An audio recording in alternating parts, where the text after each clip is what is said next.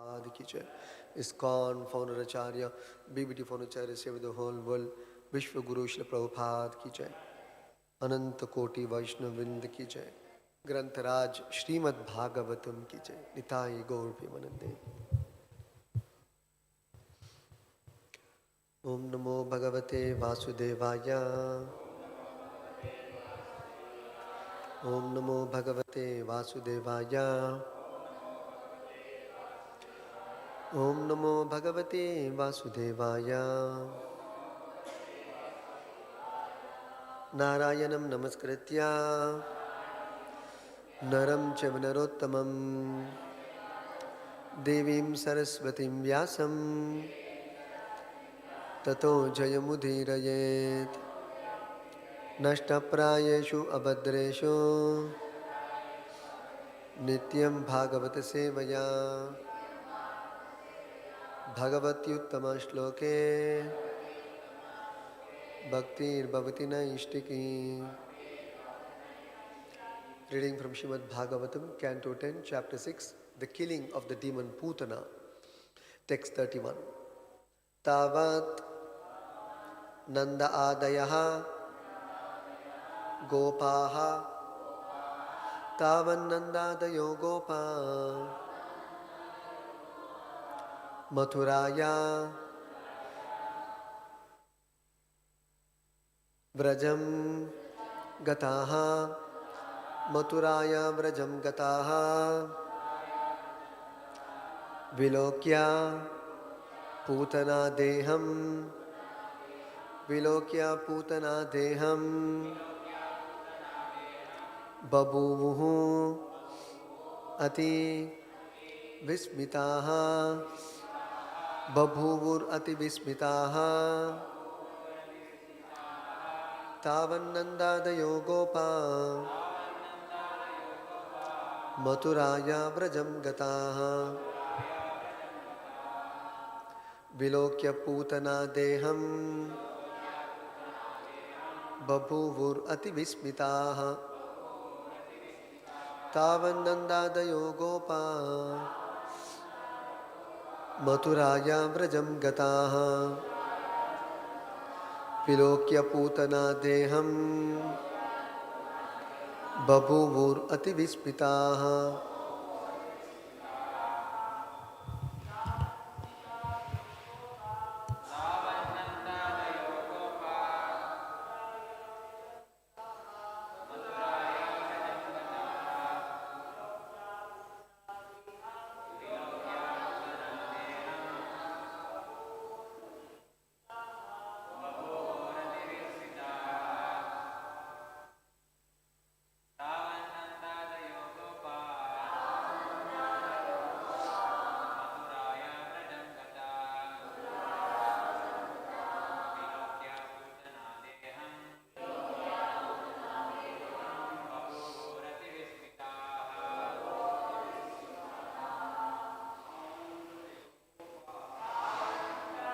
Gopa Mathuraya Vrajam Gata.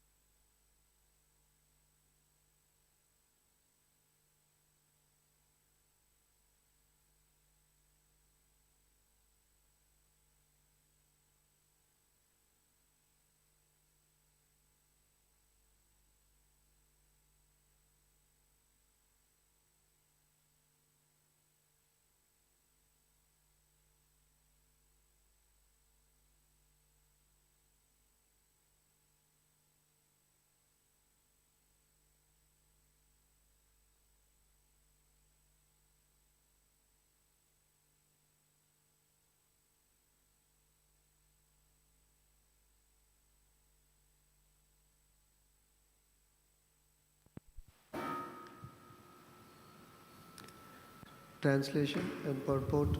Reduce the volume. Translation and purport by His Divine Grace, Srila Bhai Arvinda, Bhakti Vedanta Swami Srila Prabhupada Ki Jai. Translation. Meanwhile, all the cowherd men, headed by Nanda Maharaj, returned from Mathura, and when they saw on the way the gigantic body of Putana lying dead, they were struck with great wonder. I'll repeat the translation.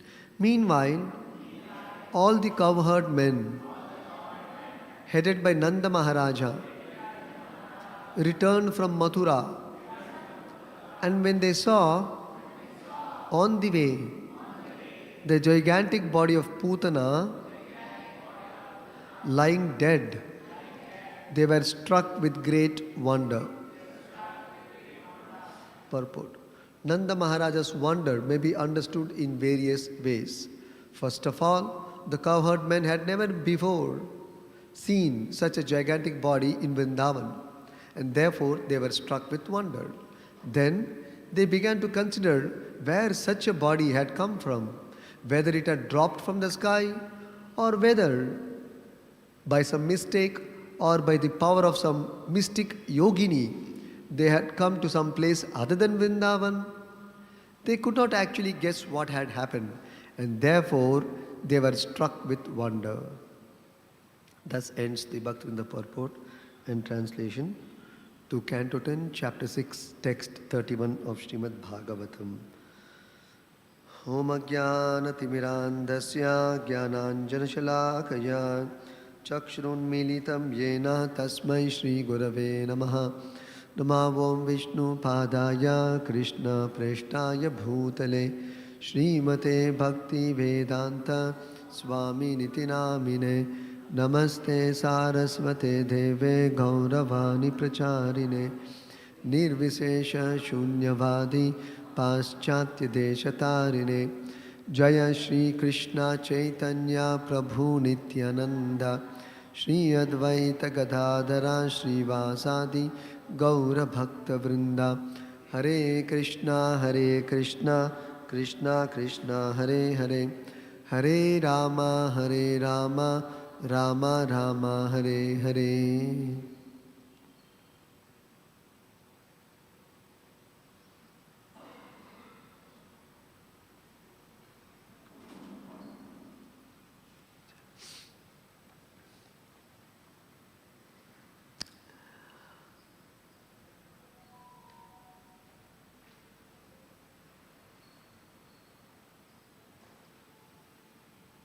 After chanting mantras for protection for their darling Krishna,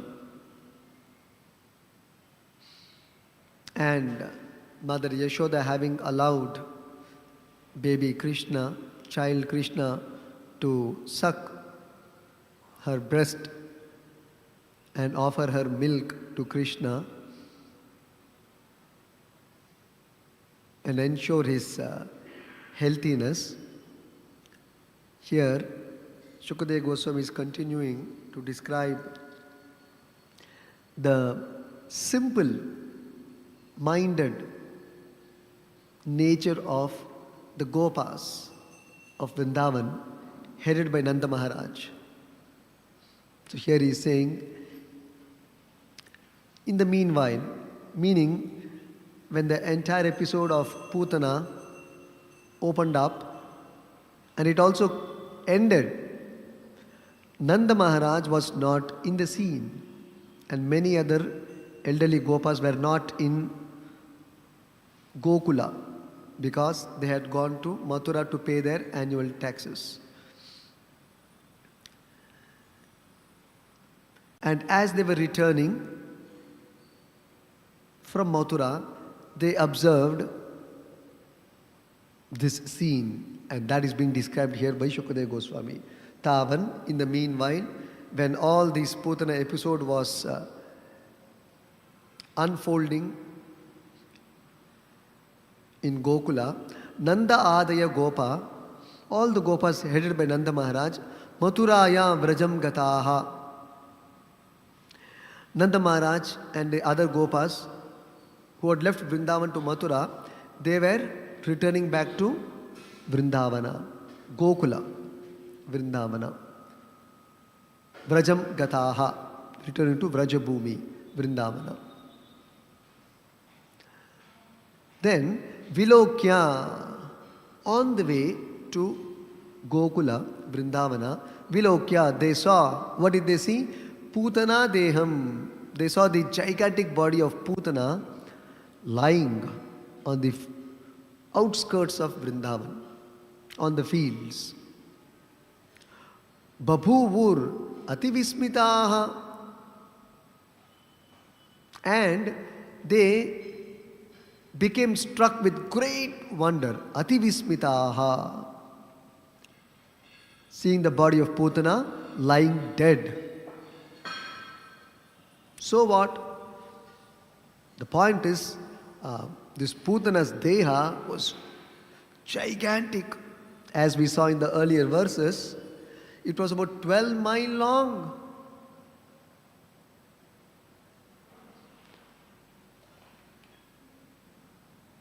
So Ati Vispitaha, therefore they were struck with wonder. This gigantic body, Putana, is lying dead in our place. Why? How? What happened? So there was a great cause of wonder in the minds of Nanda Maharaj and the Gopas. Prabhupada nicely explains in the purport. Nanda Maharaj's wonder can be understood in various ways.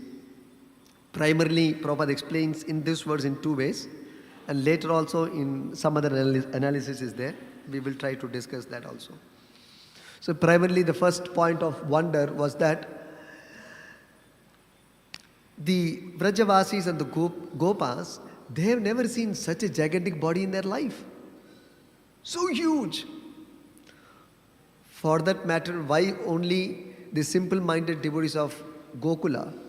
Even today also, you have not seen any such body of 12 miles long or 12 miles high. You see a man of 7 feet, 7.4 feet, you really become surprised. How can somebody be so tall? And here we see Putana is 12 miles high, tall. And the tall body is lying dead on the outskirts of Gokula. So they never seen such a gigantic body in Vrindavan in their entire life. Therefore they were struck with wonder. That's point one.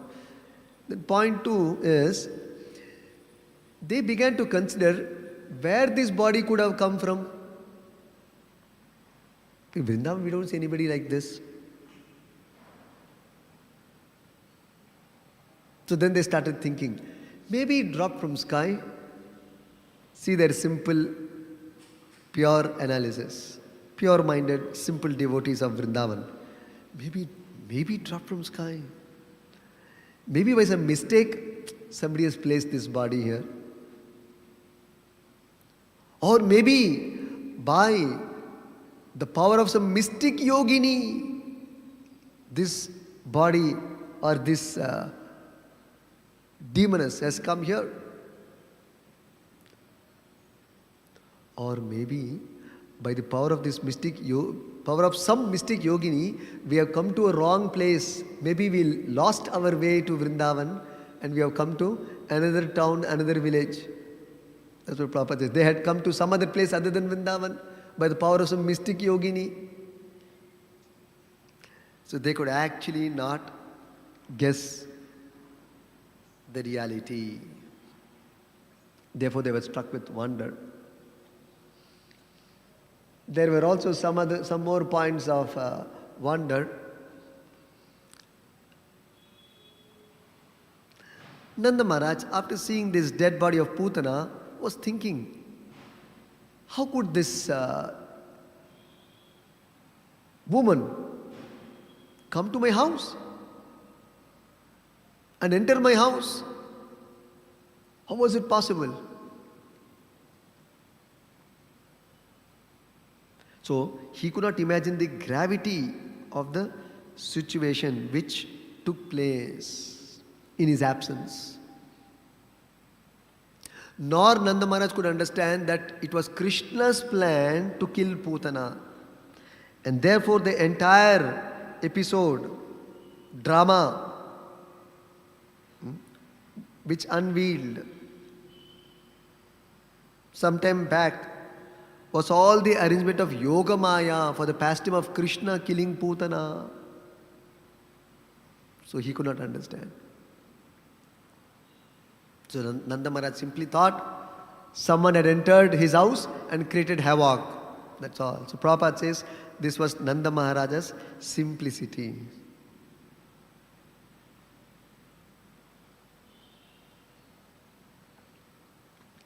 We will see in the next verse very nicely the difference between Nanda Maharaj and Vasudeva. Vasudeva was a Kshatriya, Nanda Maharaj was a Vaishya, and therefore Vasudeva was very sharp and calculative.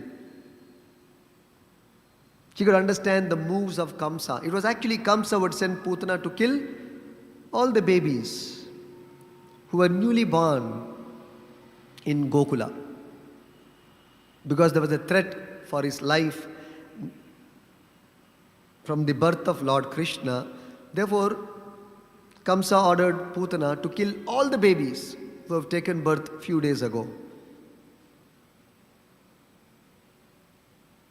So, Vasudeva could immediately understand this, but Nanda Maharaj could not.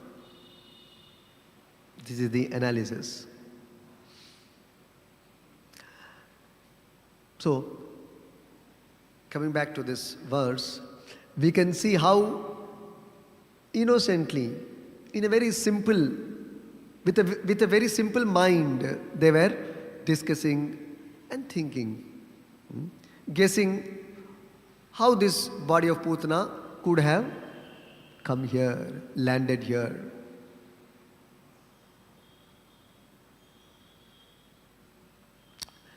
So, being simple-minded devotees, they were not thinking in a very complex manner, in a very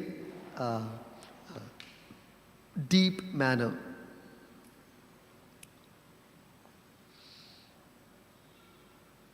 They were only surprised that how these things can unfold in our place. How can this calamity come about in our village? They could find no reason.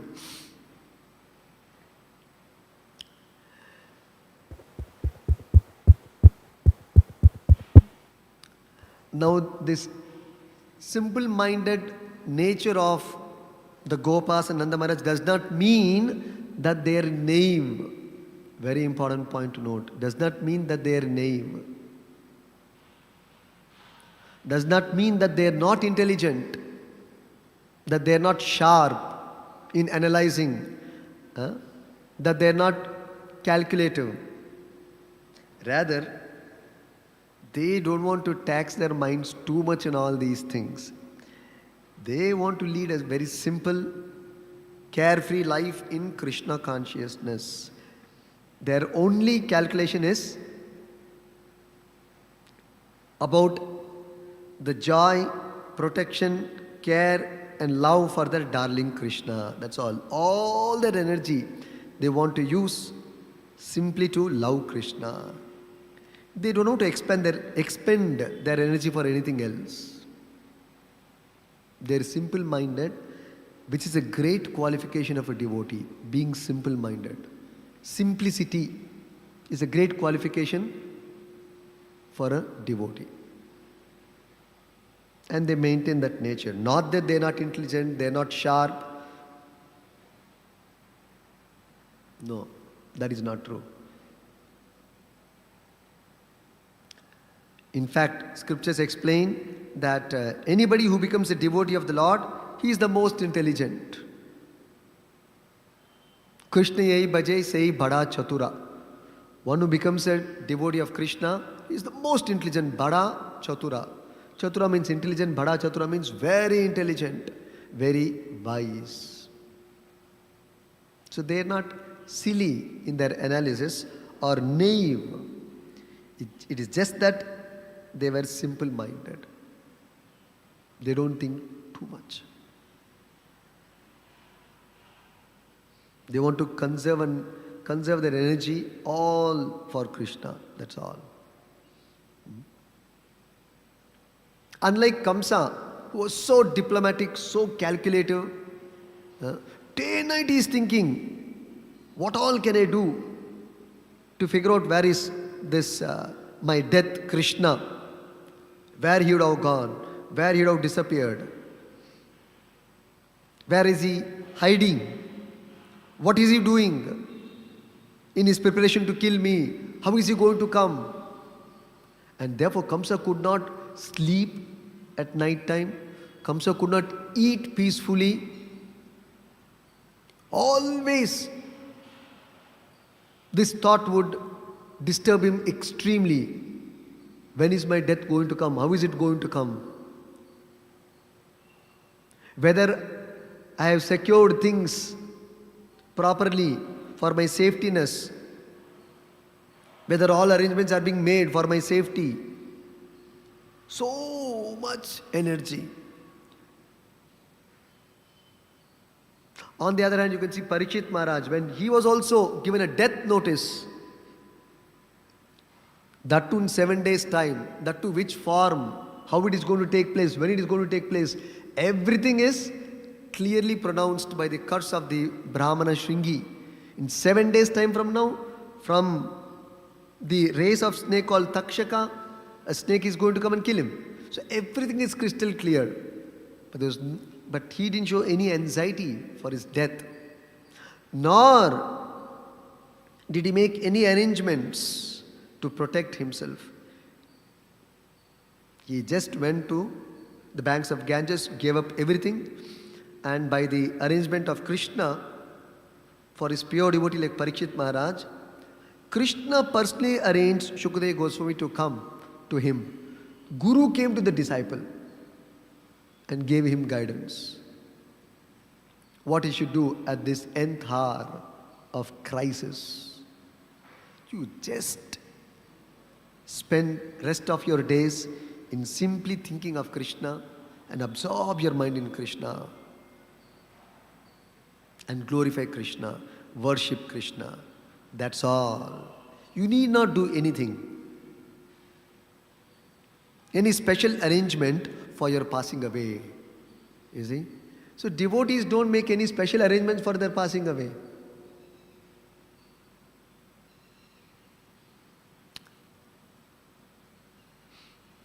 Simply, the same business continues whether while living or while dying. The same business continues for a devotee. And this is a practice, sadhana. It is not going to happen easily.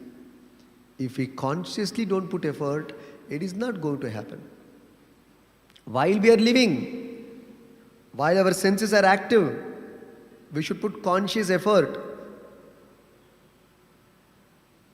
serious effort, how to remain Krishna conscious, how to be Krishna conscious, seriously.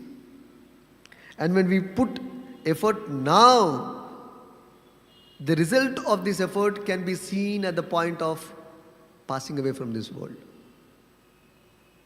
Whether you have worked sufficiently in Krishna consciousness or not, how will you know? At the point of death, it will be tested. This is what is the famous saying, Srila Prabhupada always quoted, Bhajan karo, sadhan karo, matta jaan le hoy. How much you have practiced Krishna consciousness and put into action Krishna conscious principles will be tested at the time of death. I can say, I have done this, I have done that, I have practiced this, practiced that. Oh, okay. That will be tested at the time of death. Whether we are, forget death, we can test ourselves even now. Are we filled with anxiety? Are we disturbed, agitated, confused? Even these symptoms we can know where our Krishna consciousness is. So somebody who has faith in Krishna, he is not disturbed, he is not agitated. He doesn't feel insecurity. He knows Krishna is in control and I am Krishna conscious. My Lord is taking care of me and everything about me, of me. Why should I worry? Why should I worry? No worry, no anxiety. This is a symptom of Krishna consciousness. And somebody becomes free from anxiety, that means you know he is Krishna conscious. Somebody has a lot of anxiety, quite restless. What will happen? How about this? How about that? This happened, that happened. Of course things will happen because material world is run by material nature. So many things will happen. But where is my consciousness? Absorbed in. So the devotee is not agitated or restless. He is very peaceful and he executes his Krishna consciousness very peacefully, having full faith in Krishna, in Krishna's control, Krishna's management, in Krishna's hands, in every situation which unfolds. He has full faith on his Lord. So he is very peaceful. How do you know you have faith in Krishna? How do you test? How do you test your faith in Krishna? Same thing what I said. If you are very peaceful, collected, composed, calm, not agitated, not disturbed, not filled with anxiety, why? Because you know, my Lord is always conscious, alert, active. He is taking care of me personally. So why I should have anxiety? Even if from the material perspective, something untoward happens, which is not to happen, he doesn't have anxiety. My Lord knows what has happened just now, what has happened yesterday, what is going to happen also my Lord knows. Why I have anxiety? Why should I have anxiety? My Lord knows. This has happened to me, my Lord knows. No anxiety. My Lord will take care. If He wants a change in my life, He will create the change. If He does not want a change in my life, He will not make that change. Okay. So He fully accepts the reality. Seeing the hands of Krishna clearly.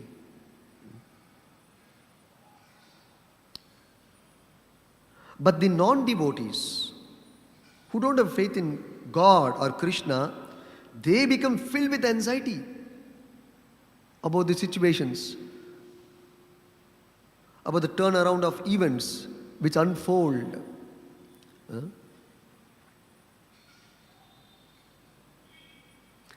Just like there is one reference Prabhupada says, somebody constructed a new house and there was an inauguration of the new house. It's called housewarming ceremony, it is called. Unfortunately, during the ceremony, housewarming ceremony, a fire broke out and everything was finished.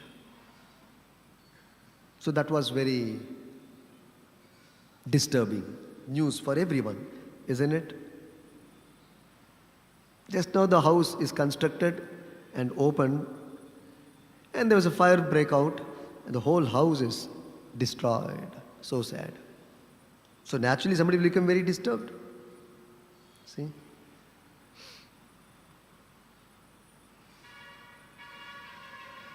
How can this happen? This shouldn't have happened. It cannot happen. Why this happened? I'm very disturbed. No doubt there is a cause of disturbance. But in the same place, if there's a devotee of the Lord, he may, in the same situation, take steps, what is practical, but not become overly disturbed and agitated. It's not easy. Not easy.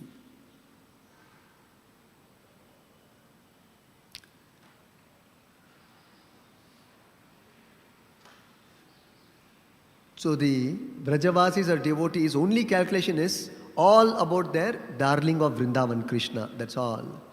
Their world is nothing but Krishna. Their world is filled with Krishna, nothing else.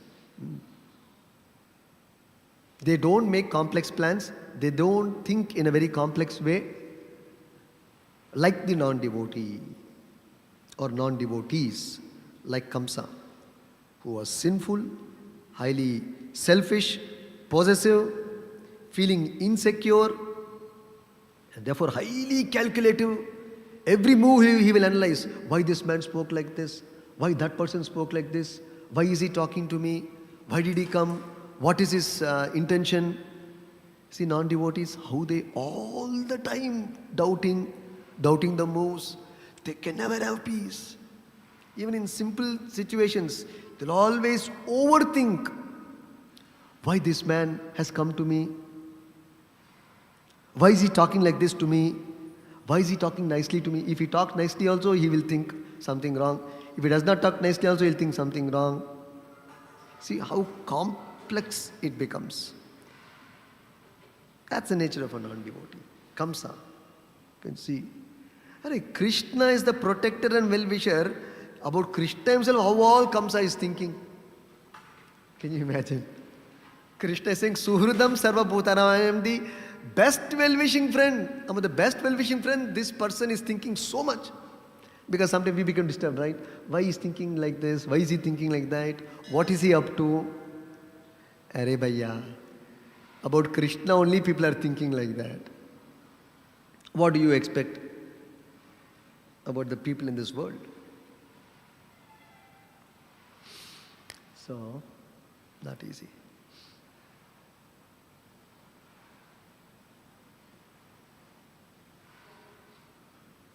See, the Gopas were very simple. They were just wondering how all these things could have happened. Only one thing was clear to them. Everything is a wonder. But one thing was clear. Vasudeva predicted that there is going to be some calamity.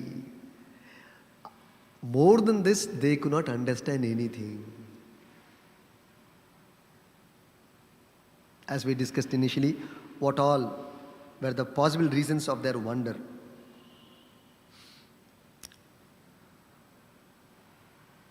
So,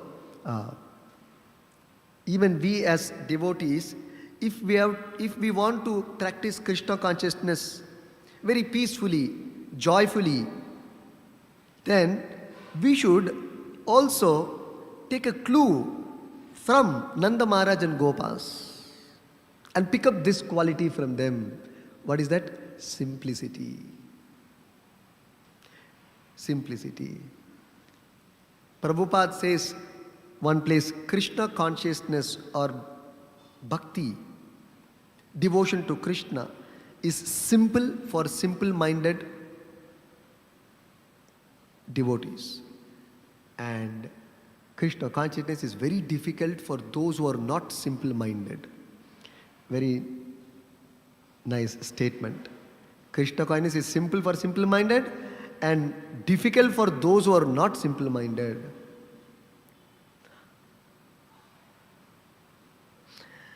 Another place, Srila Prabhupada said, he's writing one letter to one disciple of his. He's saying, your simplicity is a great asset for Krishna consciousness. The opposite of simplicity means duplicity or being crooked-minded, like Kamsa. One place Prabhupada says that. He says opposite of simplicity is duplicity or being crooked, not thinking straight, thinking roundabout, thinking in a very complicated manner, thinking all kinds of unnecessary possibilities and expending one's mental energy. That's why people most of the times are very tired, always tired. You'll be surprised, right? Why people are always tired in Kali Yuga? Because they're spending too much of their mental energy in unnecessary thinking, complicated thinking. So they're always tired and exhausted. And the devotees, Prabhupada says, you can work 24 hours all through the day and still have energy and enthusiasm. Why? Because none of their energies are expended unnecessarily. It is not drained out. This is another symptom of being Krishna conscious. He is always enthusiastic. Today morning we read that quote by Prabhupada. Devotee means is always enthusiastic and always having a lot of energy, enthusiasm to serve Krishna and Guru. His energy never comes down. Enthusiasm never comes down. He is just focused on his seva to his Lord and Guru and Vaishnavas. That's all. He's not bothered about anything else. One place Prabhupada says, Krishna is very kind to the meek and simple devotees. See? So if you want to receive Krishna's grace upon you, then you should know that if we are very meek in our behavior and very simple in our dealings, Krishna will be very pleased and very kind upon us. Another place Prabhupada said, very interesting point, dullness of material world and consciousness of Krishna go well together. See how all Prabhupada writes. Dullness of material world and consciousness of Krishna go well together. That means you don't show much interest in material things, but you show a lot of interest, because when you say consciousness, that means it's like putting your heart and soul. When you put your heart and soul in Krishna or anything connected with devotional service. So somebody is very interested in Krishna consciousness life and showing a lot of disinterest or dullness about material life. Both are a very good combination. But karmis may not like it. Materialistic people may criticize the devotee. Yantha bhakta ivanu. Mugda. Yenu gutila. Dadda. Dullness of material world. But you should know, the devotee is not dull. Dullness means tamoguna, inert. Purposely he is dull about material things. Inert in material activities, purposely and consciously. It is a conscious move by the devotee to safeguard himself from not falling trapped to material attractions, which is transient and illusory. In the same lines, Prabhupada says another important point. Too much material intelligence in material activity are detraction from Krishna consciousness. See, very serious point.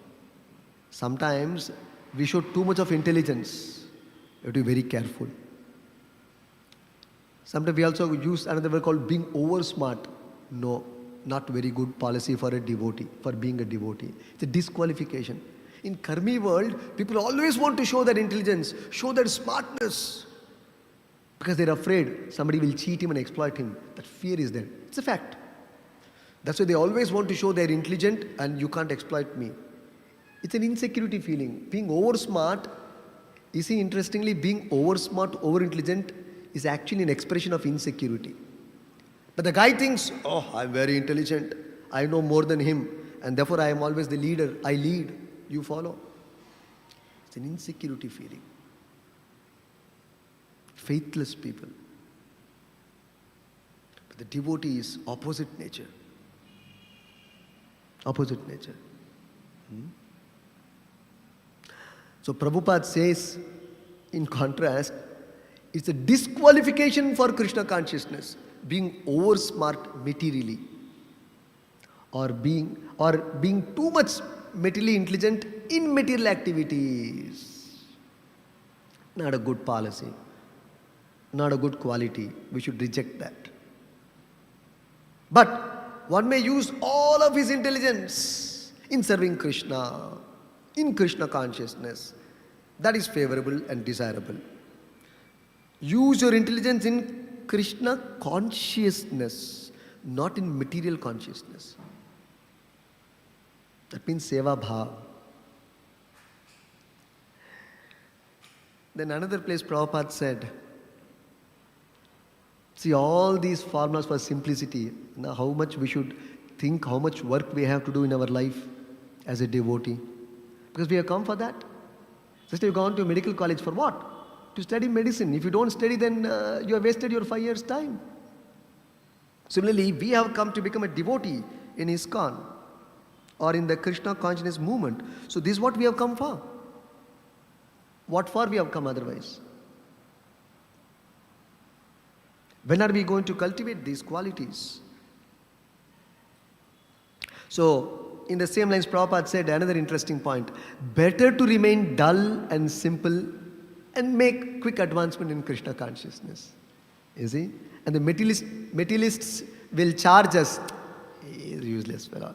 Even yen kelsak barala ivanu. That's why people think, no? Those who are nuts, they can become pujari in the temple. Those who are not very materially intelligent, 10th standard pass, 8th standard pass. Oh, Swamiji, I have one good person. He can become a nice pujari. Because according to them, materially he has no brains. Better he becomes a pujari. So those who are materially useless, they should become pujari in the temple. Actually, one sense he is told right thing. Materially he is useless. That means if he is fortunate enough, he must be spiritually fit. Then he is fortunate. But of course, the materialists' thinking is different. He thinks he's not materially useful, let him go and do some pujari service. But this foolish person, he does not understand, to be a pujari of the Lord, to be the direct worshipper of the Lord, you must be the most qualified and most intelligent and with best character to be a Brahmana, to be a worshipper of Krishna, to worship Krishna in the altar. You must be the best in the lot to worship Krishna. And what is my qualification? Can I even show my face? Sometimes we say, no, if I have done something wrong, I feel guilty to show my face, especially in front of a superior. Hengina moko torsodu Prabhu. Whether we feel that? Natural. Then you can show your face to Krishna right in front of him in the altar. How can you do that? Isn't it? So how can these foolish people think, oh, he is fit for nothing? Become pujari. ISKCON Hoganu. What do you mean? Of course, Krishna will accept anyone because Krishna is Dina Dayal. That is okay. But the attitude of this materialist is what we are discussing here. Anybody can be a worshipper of Krishna and a devotee of Krishna. There is no bar. Krishna does not say, only the intelligent come and serve me. Only the smart people can become a bhakta. Krishna does not say that. Krishna says you have to be a devotee to come to me. To become my devotee, the only qualification is, one of the important qualification is, fundamental qualification is simplicity. So let's see, we talked so much about this material dullness, isn't it? Better to remain dull and simple and make advancement in Krishna consciousness. Let us take an example in the lives of devotees from Bhagavatam, from the Bhagavatas. Example of the Bhagavata let us take. It's a classic example in the Bhagavatam, in the 5th canto, about King Bharata. Prabhupada very nicely explains. There's a nice story about Bharat Maharaj. Prabhupada writes. Let me read this verbatim. There is a nice story about Bharat Maharaja, who remained just like a dullard in order to avoid material association. So this is the central point. Why is the devotee dull? Dull does not mean he is really dull. To avoid material association. That is why he is dull. or he is rather behaving to be dull materially, so that no karmis will come and disturb him. To avoid material association, this is the central point. And he was known as Jada Bharat. That's why it's called Jada. He was actually Bharat Maharaj. He was actually King Bharat, but later the designation changed as Jada Bharat, not King Bharat. Not Maharaja Bharat, it became Jada Bharat. Jada means in Kannada also is the word same, Jada. Jada hagi nintidiya. Yeno ondu matado. Yeno ondu mado. Something. I think Kannada we use that, isn't it? So like that. So King Bharat became Jada Bharat. What a contrast. But why? Not that some neural problem was there. But consciously, he showed dullness to material life to avoid unnecessary material association and contamination. It's a waste of time, material life, material engagements. So he was known as Jada Bharat, but when he was tested, Maharaja Rahugan found him highly advanced in Krishna consciousness and became his disciple. You see? Like that. Then Prabhupada says this quality of simplicityness should be practiced by not only devotees of Krishna or brahmacharis, it should be followed by everyone in the Varnashrama. Oh, ನೀವೆಲ್ಲ ಬ್ರಾಹ್ಮಣರು, ನೀವೆಲ್ಲ ದೇವಸ್ಥಾನದವರು, oh, you're all devotees of Krishna. No. Everybody must practice this quality of simplicityness and straightforwardness. Of course, one point here is, simplicity is all right, but one should not be unintelligent. That also Krishna says in the 18th chapter of Bhagavad Gita.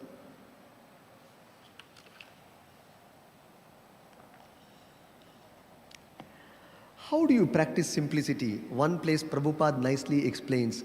How do you practice being simple? Very interesting, huh? Out of the box. So we talk about out of the box. Whole Bhagavad Gita is out of the box thinking only. Whole Bhagavatam is out of the box thinking only. Because people wonder, no, Howda? Really? Like this also? That means it is all out of box thinking. Whole Bhagavad Gita is like that. Whole Bhagavatam is like that. And now see this one suggestion for out-of-box simplicityness. How do you practice simplicity? It is explained. One should think of the welfare of all. It should be so. One should be trained so much so that one is always thinking of doing good to others.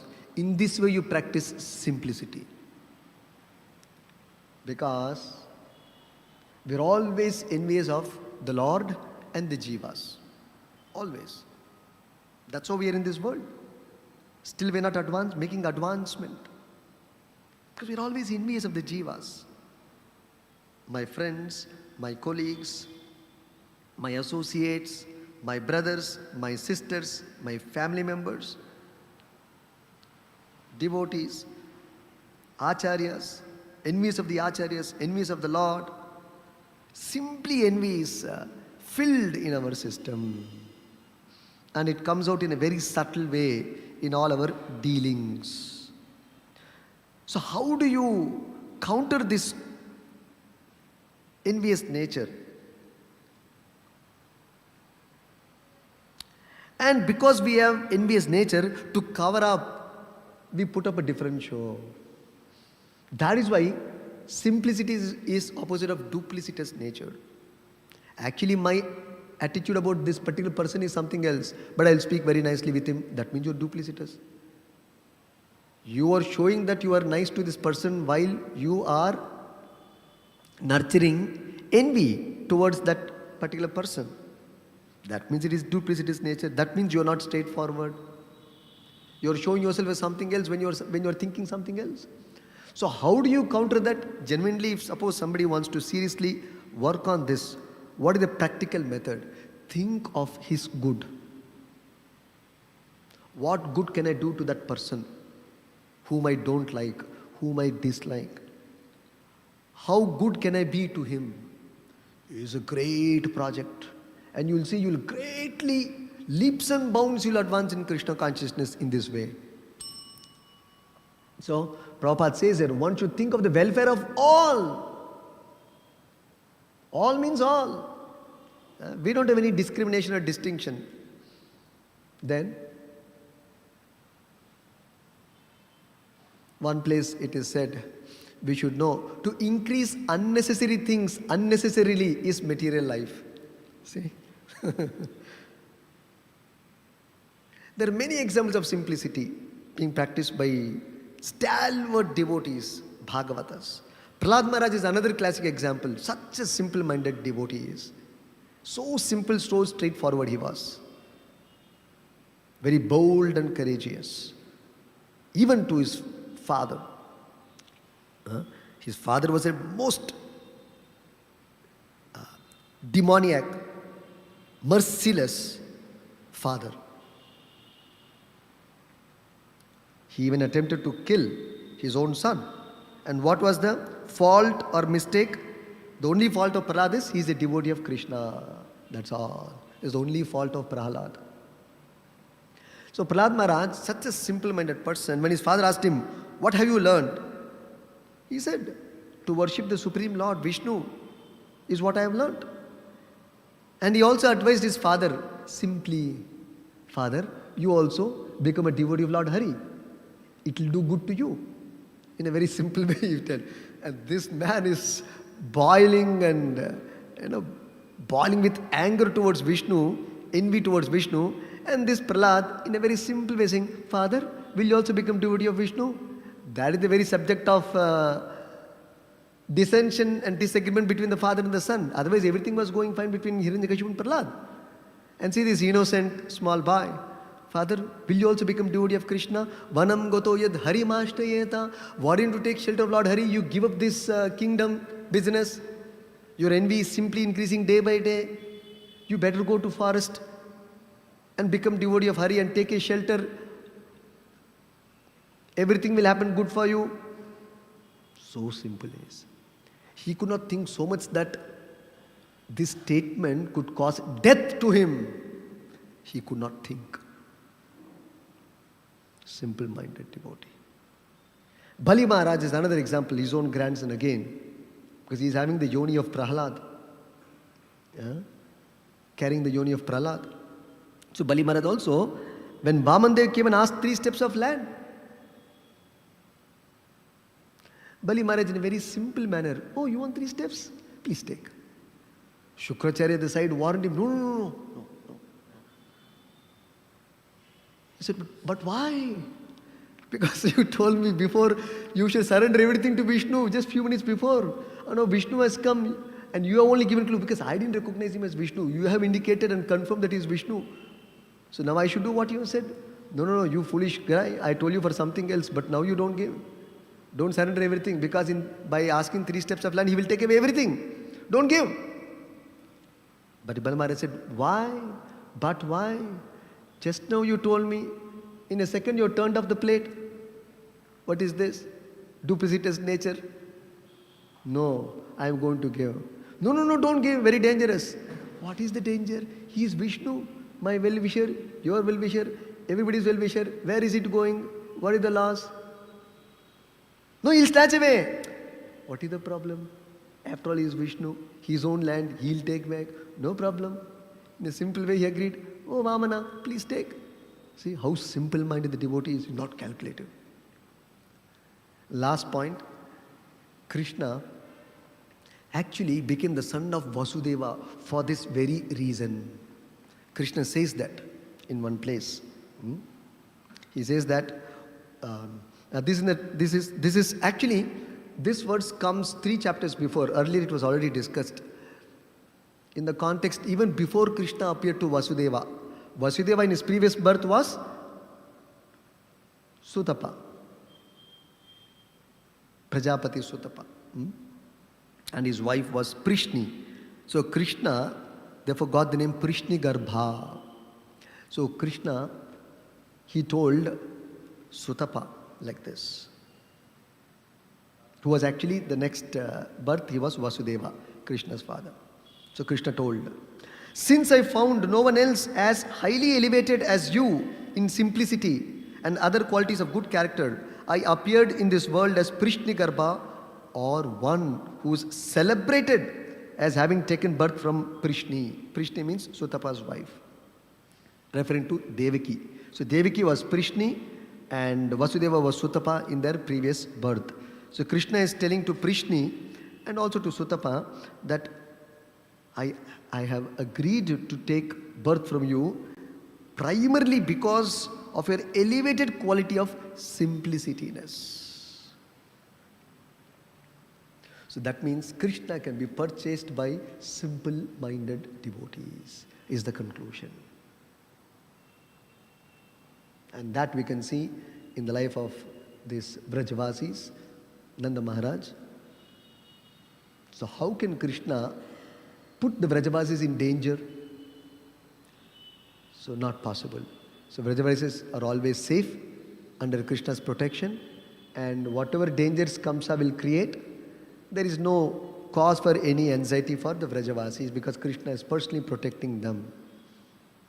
Because Brajavasis don't know anything other than Krishna in their life. They are simple-minded devotees.